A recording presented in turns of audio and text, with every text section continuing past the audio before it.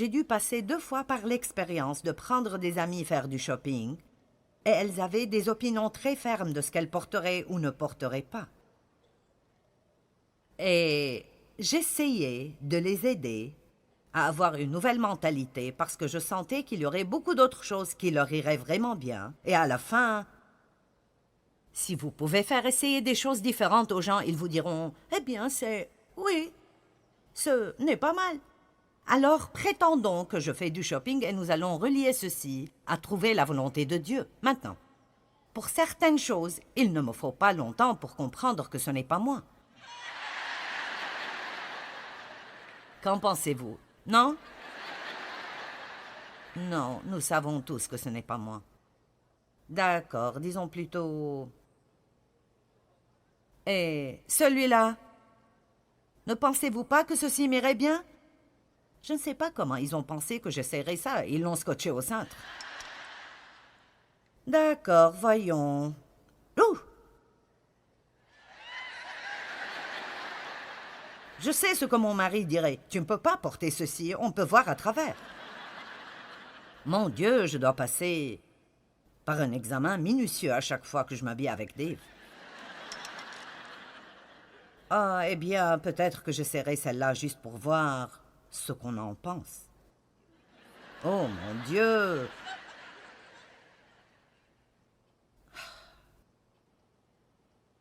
Voyons.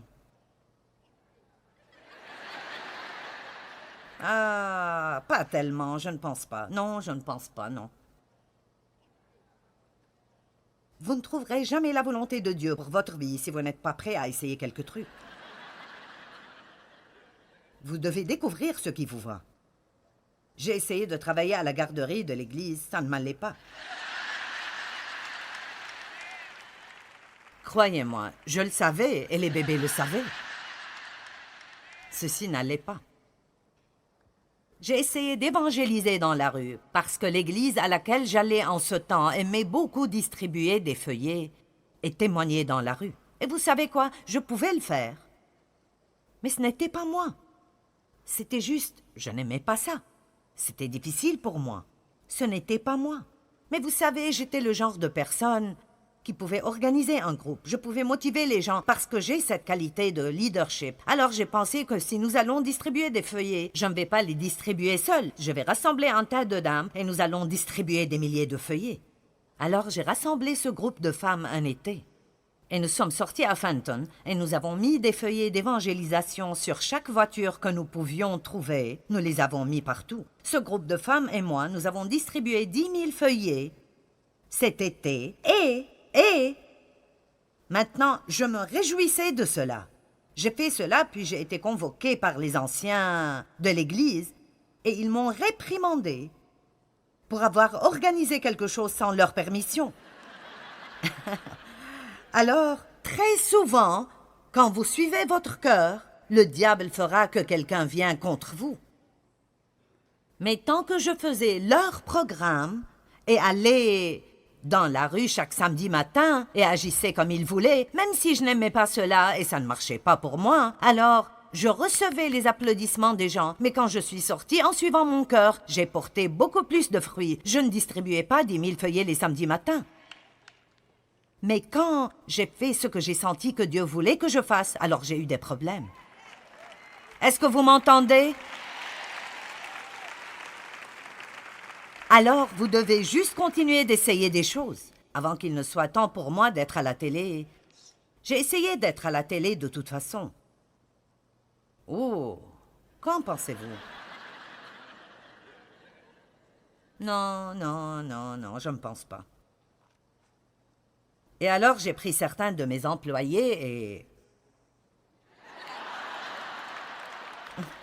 D'accord, croyez-le ou non, je portais une chemise rouge qui avait ces choses qui pendaient de partout. Je pensais que c'était si cool. Je levais le bras et il y avait toute cette frange. Et vous savez, voici ce que je veux faire valoir. Certaines choses sont bonnes pendant une saison. Allons maintenant.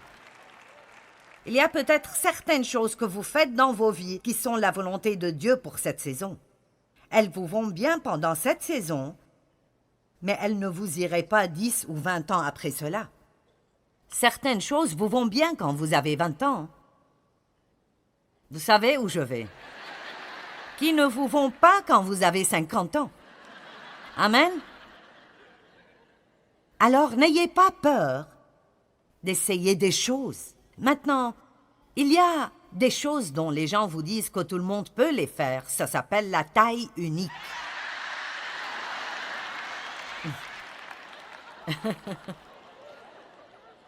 Maintenant, en fait, la vérité est que je peux mettre cela, mais ça me décoifferait. Vous savez bien que je ne peux pas supporter cela. Mais voilà, nous avons les petits bras là. Je veux dire, la mentalité de la taille unique à propos de la volonté de Dieu est que, eh bien, si je le fais, tu devrais le faire. Je ne pense même pas que cela m'irait. Ginger l'a porté, elle est meilleure que je le suis. Vous ne pouvez pas aller faire quelque chose juste parce que quelqu'un d'autre le fait. Juste parce que ça lui va. Je me fiche de ce que ce soit une taille unique. Je suis peut-être celle à qui ça ne va pas. Toute femme de pasteur n'a pas besoin de diriger le groupe de dames et jouer au piano. Allez, alléluia! En fait, toute femme de pasteur n'est même pas obligée de travailler à l'église si ce n'est pas qu'elle veut faire.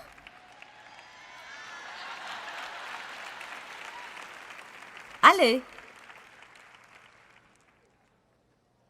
Je ne peux même pas accrocher ce truc comme il faut.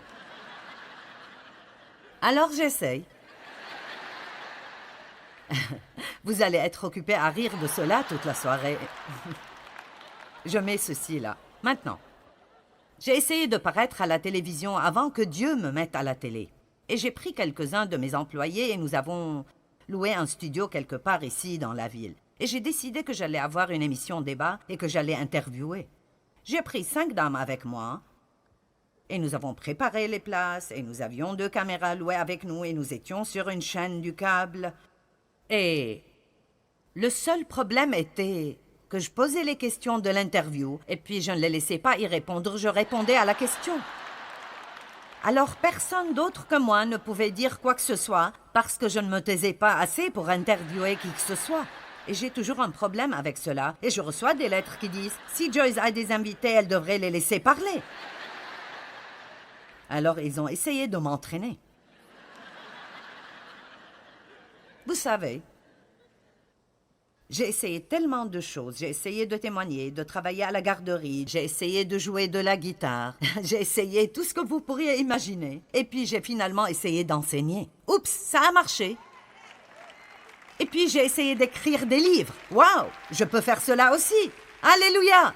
Puis quand Dieu m'a mise à la télé au bon moment, génial, ça marche. Maintenant, nous sommes partout dans le monde, dans près de 80 langues différentes. Cela paraît être Dieu. J'ai finalement trouvé quelque chose qui me va bien. Ouh! Mon manteau préféré. J'aime ce manteau. Il ne se froisse pas. Je reçois des compliments à son sujet. Vous voyez, quand vous faites ce qui est bon pour vous, vous le saurez et tout le reste du monde le saura. Certains seront peut-être jaloux, mais ils le sauront. Amen. Allez, donnez gloire à Dieu.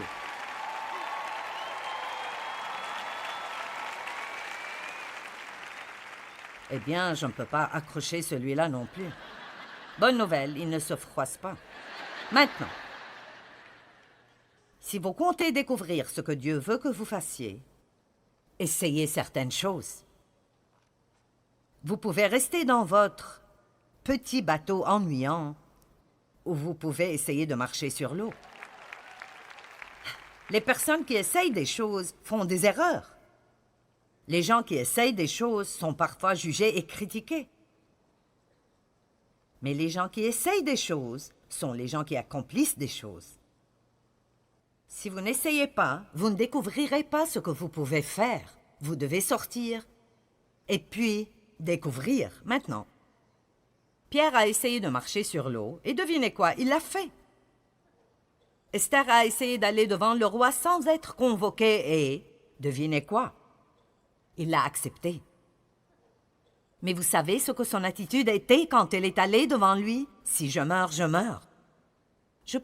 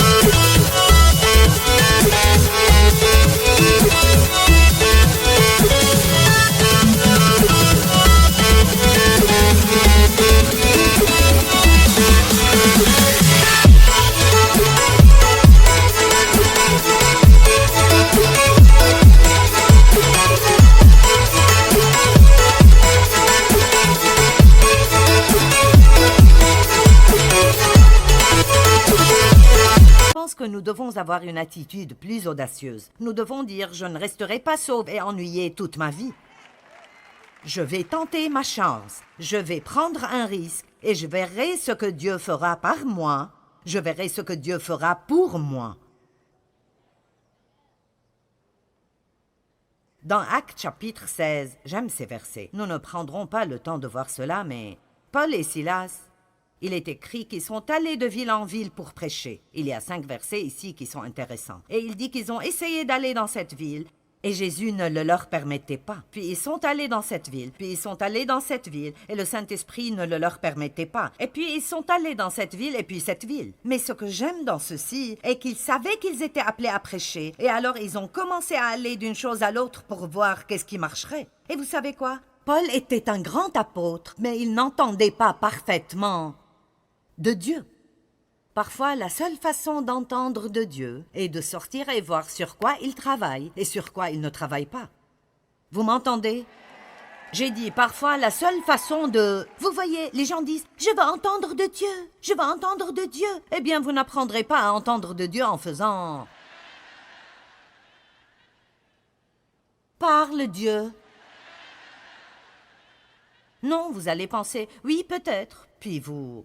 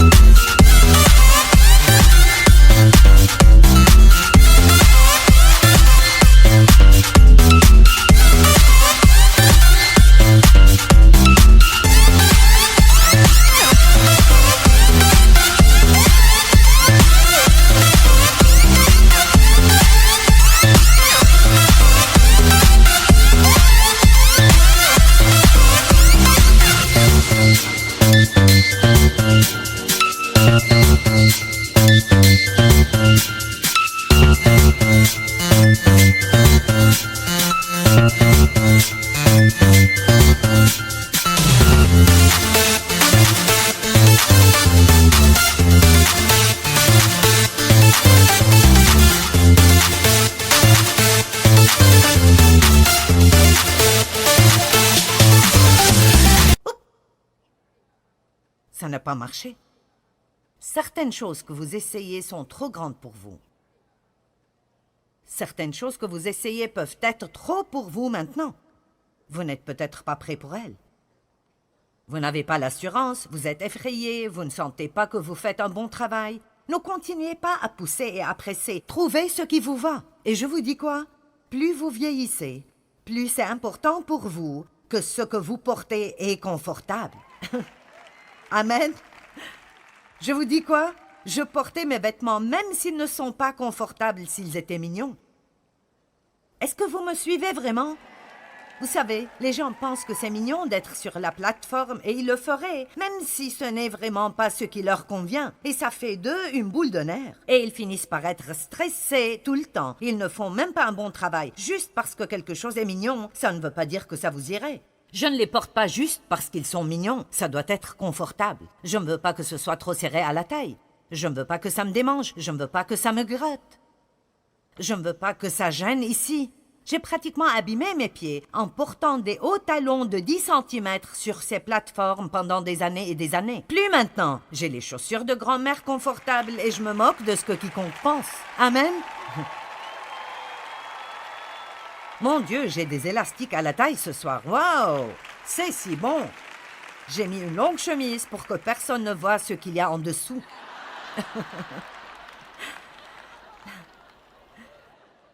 Et puis, il y a certaines choses que vous essayez de mettre qui sont peut-être trop petites. Bon, voyons. J'ai vu celle-là qui pendait sur un cintre.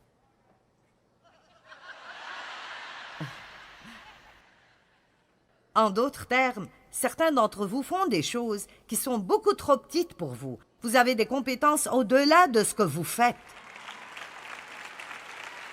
Allons maintenant. J'ai dit, vous avez des compétences au-delà de ce que vous faites et vous devez sortir et faire la chose plus grande que Dieu veut que vous fassiez. Ne portez pas de choses qui sont trop grandes. Ne portez pas de choses qui sont trop petites. Ne portez pas de choses qui ne sont pas confortables. Continuez d'essayer jusqu'à ce que vous trouviez le bon costume, puis allez-y avec Dieu. Allez, donnez gloire à Dieu.